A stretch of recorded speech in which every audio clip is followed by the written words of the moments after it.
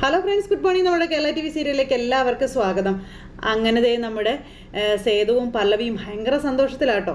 അപ്പോൾ തൻ്റെ ആഗ്രഹം തീരുന്നത് വരെ, സേതുവിൻ്റെ നെഞ്ചിലേക്ക് തല താഴ്ച് കൊതി തീരുന്നത് വരെ കിടക്കണമെന്നൊക്കെ പല്ലവി സേതുവിനോട് പറയുക. അത് കേട്ടപ്പം അതിനി അധികം വൈകില്ല പല്ലവി, സത്യമാണെന്നൊക്കെ പറഞ്ഞു നമ്മുടെ സേതു. നമ്മുടെ സമയമാണ് ഇനി വരാൻ പോകുന്നതെന്നൊക്കെ സേതു ഇങ്ങനെ പറയുന്നുണ്ട്. സേതുമാധവൻ്റെയും പല്ലവിയുടെയും സമയമാണ് ഇനി വരുന്നതെന്നൊക്കെ ഇങ്ങനെ പറഞ്ഞ് രണ്ടുപേരും കൂടെ നിൽക്കുമ്പോൾ പേരും മഴ വരുന്നു. രണ്ടുപേരും നനഞ്ഞ് കുളിച്ച് അതിൽ ആ മഴയത്തോടെ ഇങ്ങനെ നടക്കും കേട്ടോ, കടൽക്കരെ കൂടെ. അങ്ങനെ രണ്ടുപേരും ഭയങ്കര സന്തോഷത്തിലായി, അവരുടെ ജീവിതം സെറ്റായി എന്നുള്ളൊരു സന്തോഷത്തിലൂടെ അവർ പോവാം. ഇത് കഴിഞ്ഞതിന് ശേഷം പിന്നെ കാണിക്കുന്നതെന്ന് പറഞ്ഞിട്ടുണ്ടെങ്കിൽ നമ്മുടെ അച്ചു ഇങ്ങനെ വഴിയിൽ കാത്തു നിൽക്കുക. അപ്പോഴാണ് പല്ലവിയും സേതുവും കൂടെ അങ്ങോട്ടേക്ക് വരുന്നത്. അപ്പോൾ അവർ രണ്ടുപേരും കൂടെ വരുന്നത് കണ്ടു കഴിഞ്ഞപ്പോൾ അച്ചുവിന് ഭയങ്കര സന്തോഷം, ഭയങ്കര ത്രില്ലടിച്ച നമ്മുടെ അച്ചു നിൽക്കുന്നത്. ഇവർ ഓടി വന്നു. ദേ, നിനക്കെന്തെങ്കിലും പറയാനുണ്ടെങ്കിൽ അത് ആ വീട്ടിൽ വെച്ച് പറഞ്ഞൂടെ? എൻ്റെ പൊന്നെ, എന്തിനാ പുറത്തേക്കൊക്കെ വിളിപ്പിക്കുന്നതെന്ന് ചോദിച്ചു സേതു. അപ്പോൾ അതേ രഹസ്യമാ, ഹരിയും ഇത് അറിയരുത് കേട്ടോ എന്ന് പറഞ്ഞു അച്ചു. അപ്പോൾ എന്താന്ന് ഇവർ അങ്ങോട്ടും ഇങ്ങോട്ടും നോക്കുക. എന്താടി എന്തെങ്കിലും കുഴപ്പമുണ്ടോ? അപ്പോൾ നമ്മുടെ മുരുകൻ്റെ അമ്പലമില്ലേ, അവിടുത്തെ ഉത്സവത്തിന് കൊടിയേറിയ വിവരം അറിയാവോ എന്ന് ചോദിച്ചു. അപ്പോൾ അറിയില്ല. എന്താ? എന്നാലേ കൊടിയേറി എൻ്റെ ഏട്ടാ, അവിടെ എൻ്റെ ഡാൻസ് പ്രോഗ്രാം ഉണ്ടെന്ന് അച്ചു പറഞ്ഞു. അത് കേട്ടപ്പോൾ ആണോ ശരിക്കും? അതെ, ഞാൻ പണ്ട് പ്രാക്ടീസ് ചെയ്തിരുന്ന ഒരു ട്രൂപ്പുണ്ട്, അതിൻ്റെ നടത്തിപ്പുകാരി എന്നെ വിളിച്ച് ചോദിച്ചു വരാമെന്ന് ഞാൻ സമ്മതിക്കുകയും ചെയ്തു. അപ്പോൾ അതേതായാലും നന്നായെന്ന് പല്ലവിയും പറഞ്ഞു. നൃത്തം അതൊരു കലയാണല്ലോ, നീ ഒരു കലാകാരിയും. കുടുംബജീവിതം ഉണ്ടായെന്ന് വെച്ച് അതൊന്നും വിട്ടുകളയാൻ തോന്നിയില്ലല്ലോ നിനക്ക്, അത് തന്നെ നല്ല കാര്യമാണെന്നൊക്കെ പല്ലവി ഇങ്ങനെ പറഞ്ഞു. അത് കേട്ടപ്പോൾ ഹരിയോട് ഞാനിപ്പോൾ ഇതിനെപ്പറ്റി പറഞ്ഞിട്ടില്ല, പറയും.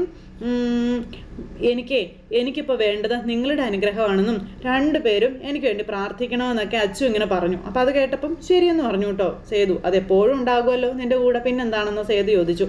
ഹരിക്ക് എതിർപ്പൊന്നും ഉണ്ടാകാനുള്ള സാധ്യത കാണില്ലായിരിക്കും. അവൻ എതിർപ്പുണ്ടെങ്കിലേ നീ എന്നോട് പറഞ്ഞാൽ മതി, ഞാൻ ഇടപെട്ടോളാവെന്ന് സേതു. അപ്പം അതിൻ്റെ ഒന്നും ആവശ്യം വരത്തില്ല. ഭാര്യമാർ അടുക്കളയിൽ ഒതുങ്ങിക്കൂടി കഴിഞ്ഞോളണമെന്ന് ചിന്തിക്കുന്ന ഒരു മൂരാച്ചൊന്നും അല്ല കേട്ടോ ഹരിക്ക് ഇത് കേൾക്കുമ്പോൾ സന്തോഷമായിരിക്കും. അപ്പോൾ പേടിയൊക്കെ ഉണ്ട് എനിക്ക്. കുറേ കാലത്തിന് ശേഷം ചിലക കിട്ടുകയല്ലേ, നന്നായില്ലെങ്കിലേ ട്രൂപ്പിന് അതിൻ്റെ നാണക്കേടല്ലേ എന്ന് ചോദിച്ചു. അപ്പോൾ ട്രൂപ്പിനല്ലേ നാണക്കേട്, നിനക്കല്ലല്ലോ എന്ന് സേതു ചോദിച്ചു. പിന്നെ ചിരിയും കളിയും ഒക്കെ ആയിട്ട് ഇങ്ങനെ നിൽക്കുക ഇവർ. അപ്പോൾ ഒരു പ്രശ്നം ഉണ്ടാവില്ല, ഗംഭീരാവത്തേ ഉള്ളൂ എന്ന് പറഞ്ഞു. അപ്പോൾ അങ്ങനെ നിൽക്കുമ്പം അല്ല ഞങ്ങൾ വരണ്ടേ കാണാനെന്ന് ചോദിച്ചു. വേണ്ട, വന്നാൽ ഞാൻ നെർവസ് ആയി പോകും, ഇത്തവണത്തെ ഒന്ന് കഴിഞ്ഞോട്ടെ, ഇതൊക്കെ ആയാൽ പിന്നെ ഞാൻ ഇടയ്ക്കിടയ്ക്ക് പ്രോഗ്രാമൊക്കെ പിടിക്കും, അപ്പോൾ ഒന്ന് കണ്ടാൽ മതി എന്ന് പറയും. അപ്പോൾ ശരി, ഓക്കെ, അപ്പോൾ ഓൾ ദി ബെസ്റ്റ് ഒക്കെ പറഞ്ഞ് അവർ പറഞ്ഞു വിട്ടു. അത് കഴിഞ്ഞ് അടുത്ത നിമിഷം കോടതി വിളിപ്പിച്ചു. അപ്പോൾ കോടതി വിളിപ്പിച്ച് കഴിഞ്ഞപ്പോഴത്തേക്കും അവിടെ ഊർമിളയോട് പ്രൊസീഡ് ചെയ്യാനായിട്ട് പറഞ്ഞു. ഊർമിള കാര്യങ്ങളെല്ലാം പറഞ്ഞിങ്ങനെ കേസ് വാദിച്ചുകൊണ്ടിരിക്കാം. അപ്പോൾ ഇന്ദ്രൻ അവിടെ ഇരിപ്പുണ്ട്. ഇന്ദ്രനാണെങ്കിൽ എന്താകും എന്നറിയാനായിട്ടുള്ളൊരിതിലേക്ക് ഒരിക്കലും ഇല്ലാത്തൊരു ആത്മവിശ്വാസവും സന്തോഷവും ഒക്കെ സേതുവിൻ്റെയും പല്ലവിയുടെയും മുഖത്ത് കാണാനുണ്ട്. അവർ രണ്ടുപേരും ആ ഒരു ഇതിലിരിക്കാം. അപ്പോൾ നമ്മുടെ ഊർമിളയാണെങ്കിൽ വലിയൊരു തെളിവ് തന്നെ കോടതിയുടെ മുന്നിൽ കാഴ്ചവെക്കാനായിട്ട് തീരുമാനിച്ചു. ലക്ഷണമൊത്തൊരു മനോരോഗിയുടെ എല്ലാ അടയാളങ്ങളും പ്രദർശിപ്പിക്കുന്ന ഇന്ദ്രജിത്തിനെ ഈ പെൻഡ്രൈവിലുള്ള ഡിജിറ്റൽ വിഷ്വലുകളിൽ കാണാൻ കഴിയും എന്ന് മാത്രം ഞാൻ താഴ്മയായി അറിയിക്കുന്നു എന്നൊക്കെ പറഞ്ഞുകൊണ്ട് അതിങ്ങനെ കാണിച്ചു കൊടുക്കുകയാണ്.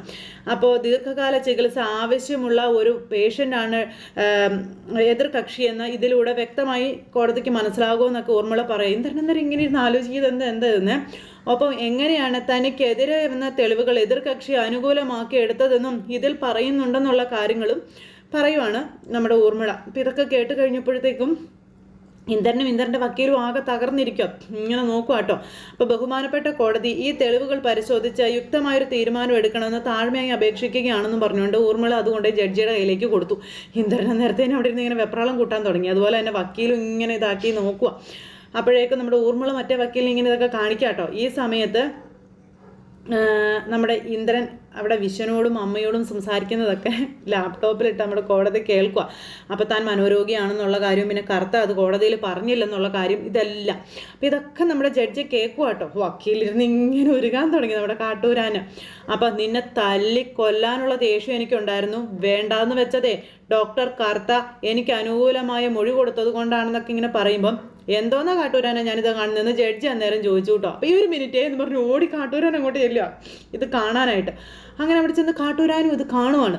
കോടതിക്ക് അറിയാവുന്ന ഈ ഇന്ദ്രന് ശരിക്കും മനോരോഗം ഇല്ല എന്നാൽ ഇല്ലേ ഉണ്ട് എന്നൊക്കെ നമ്മുടെ ഇന്ദ്രൻ തന്നെ നേരിട്ട് പറയുന്ന കാര്യങ്ങളാണ് നമ്മുടെ കാട്ടൂരാനും കാണുന്നതും കേൾക്കുന്നതും.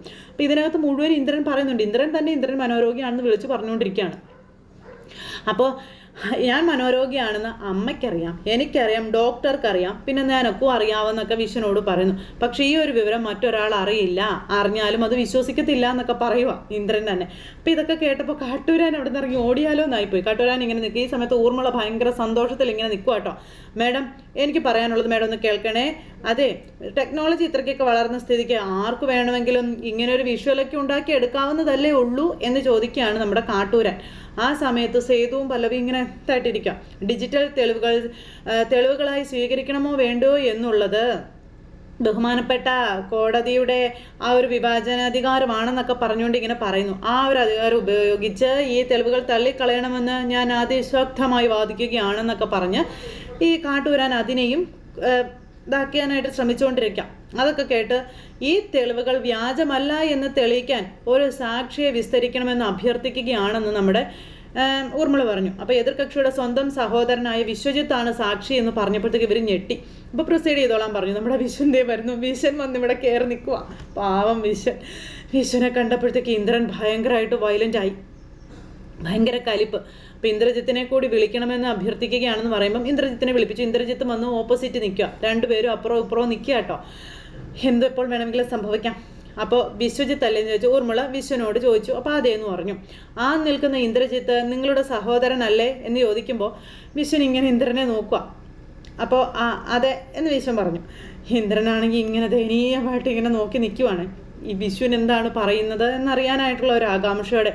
നിർഭാഗ്യവശാൽ അയാളൊരു മനോരോഗിയാണ്, സത്യമല്ലേ എന്ന് ചോദിച്ചപ്പോൾ ഇന്ദ്രൻ ഇങ്ങനെ നോക്കുക വിശ്വനാണ് പേടിയായിട്ട് പാടില്ല. വിശ്വനാണ് ഇങ്ങോട്ട് സൈഡിലേക്ക് തിരിഞ്ഞ് നിൽക്കുക.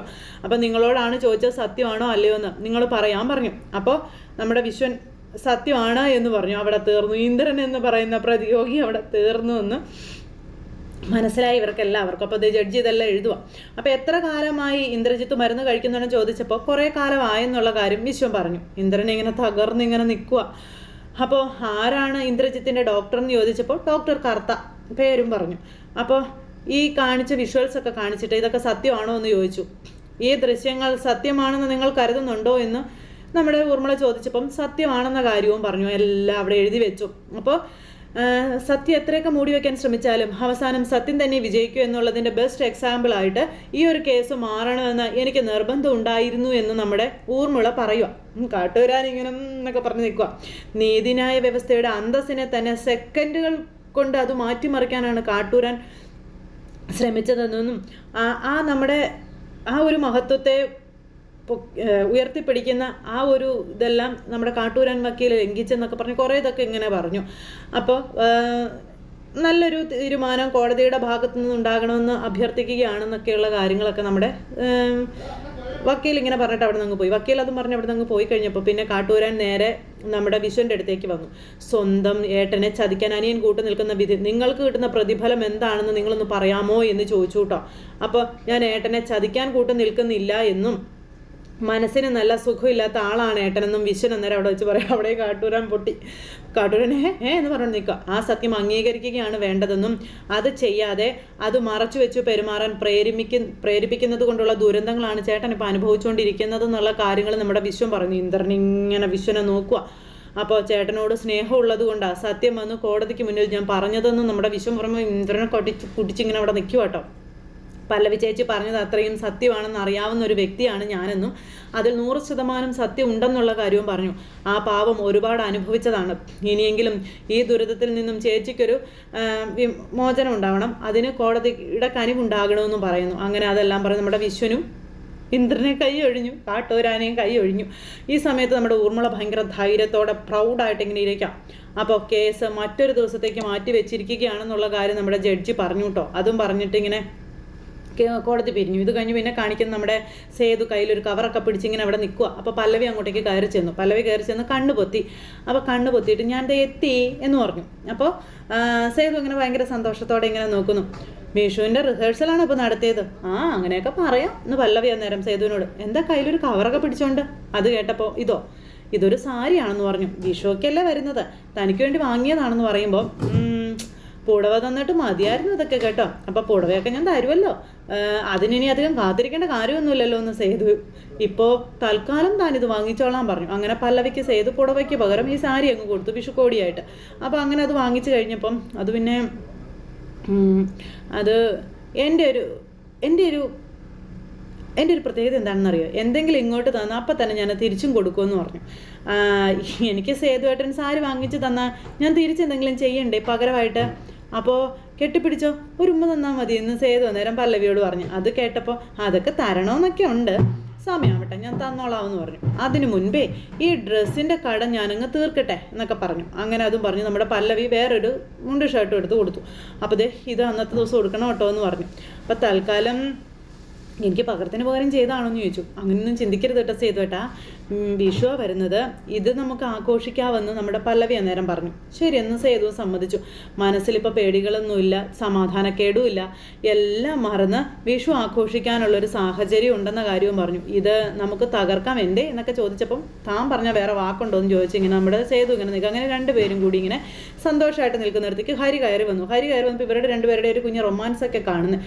തൊട്ടടുത്ത നിമിഷം പുറകിൽ നിന്നൊരു വിളി. നോക്കുമ്പോൾ ആരാ, നമ്മുടെ അച്ചുവിനെ കണ്ടപ്പോൾ ഹരി ഞെട്ടി. താനെന്താ ഇവിടെ കയറിയിരിക്കുന്നതെന്ന് ചോദിച്ചു.